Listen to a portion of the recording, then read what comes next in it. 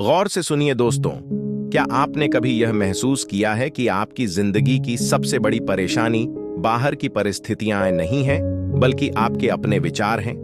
आप सब कुछ जानते हैं, क्या करना है, कैसे करना है, फिर भी आप वही नहीं कर पाते जो आपके लिए सही है। सुबह अलार्म बजता है, लेकिन मन कहता है थोड़ा और सो लेते हैं। कोई नया काम शुरू करना होता है, लेकिन मन डर दिखा देता है। बुरी आदत छोड़नी होती है, लेकिन मन बहाने ढूंढ लेता है। और दिन के अंत में वही एक आवाज आती है, आज भी खुद से हार गया। सवाल यह है कि यह हार बाहर से नहीं, भीतर से क्यों होती है? असल में सबसे बड़ी लड़ाई दुनिया से नहीं, मन से होती है। और जिसने अपने मन को समझ लिया, जिसने उसे दिशा दे दी, उसने जीवन को जीत लिया। गौतम बुद्ध ने बहुत सरल शब्दों में कहा था, मन ही सब कुछ है, जैसा तुम सोचते हो वैसे ही बन जाते हो। लेकिन यह वाक्य सुनने में जितना सरल लगता है, जीने में उतना ही कठिन है, क्योंकि हमारा मन हमारा दोस्त नहीं, आदतों का गुलाम होता है। और वही आदतें धीरे धीरे हमें गुलाम बना लेती हैं। मन एक बंदर की तरह है, कभी भविष्य की चिंता में कूदता है, कभी अतीत के पछतावे में उलझ जाता है। आप कुछ करने बैठते हैं और अचानक कोई पुरानी याद, कोई डर, कोई असफलता सामने आ जाती है। शरीर वहीं बैठा रहता है, लेकिन मन कहीं और भटक रहा होता है। अब जरा रुकिए और सोचिए, यह वही मन है जो आपको महान भी बना सकता है। बस फर्क इतना है कि अभी वह अनियंत्रित है।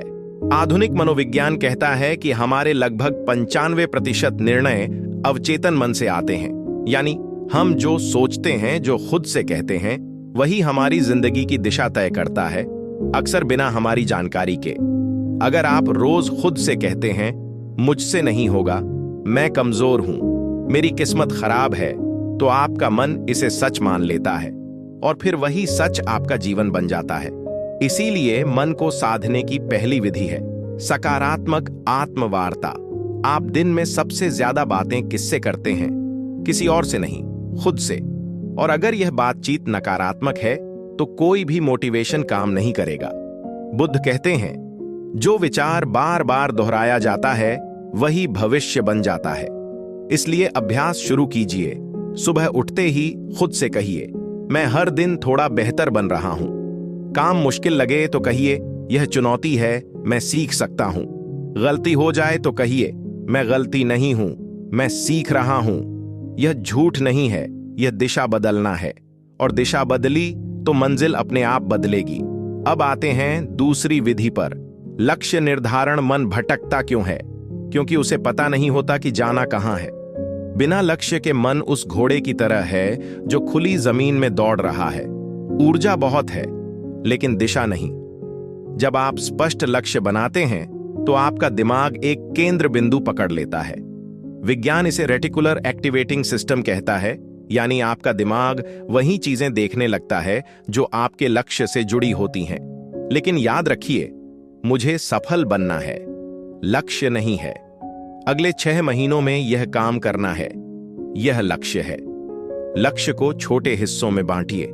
आज का काम, इस हफ्ते का काम, इस महीने का काम। हर छोटा कदम मन को संतुष्टि देता है और भटकाव कम करता है। अब तीसरी विधि, समय प्रबंधन। समस्या समय की नहीं है, प्राथमिकता की है। जब आपका दिन अनियोजित होता है, मन बेचैन रहता है। बुद्ध कहते थे, जो एक क्षण को भी व्यर्थ नहीं जाने देता, वही जीवन को पूर्णता से जीता है। दिन की शुरुआत एक साधारण योजना से कीजिए। क्या जरूरी है, क्या बाद में हो सकता है। जब मन को पता होता है अगला कदम क्या है, वह शांत रहता है। अब आती है चौथी और सबसे गहरी विधि, ध्यान। ध्यान कोई ट्रेंड नहीं, कोई धर्म नहीं, यह मन की स्वच्छता है। जब आप ध्यान करते हैं, तो आप विचारों को रोकते नहीं, आप उन्हें देखना सीखते हैं। और जिस दिन आपने देखना सीख लिया, उस दिन आप समझ जाते हैं, मैं विचार नहीं हूं, मैं देखने वाला हूं। यही साक्षी भाव है। यही वह दूरी है जहां से मुक्ति शुरू होती है। रोज सिर्फ 10 से 15 मिनट सांस पर ध्यान, या बस मौन। न कोई जटिलता, न कोई दिखावा। विज्ञान भी मानता है कि ध्यान से डर कम होता है, गुस्सा घटता है और निर्णय शक्ति बढ़ती है। और अब 5वीं और अंतिम विधि, जागरूकता। मन तभी तक आपको चलाता है जब तक आप अचेत हैं। जिस क्षण आप क्रोध को उठते हुए देख लेते हैं, वह क्रोध कमजोर पड़ जाता है। बुद्ध कहते हैं, जागृति ही मुक्ति है। अब सवाल यह नहीं कि आपका मन भटकता है या नहीं, सवाल यह है, क्या आप उसे देख पा रहे हैं? अगर हां, तो आप रास्ते पर हैं। अगर नहीं, तो यही वीडियो उस रास्ते की शुरुआत है।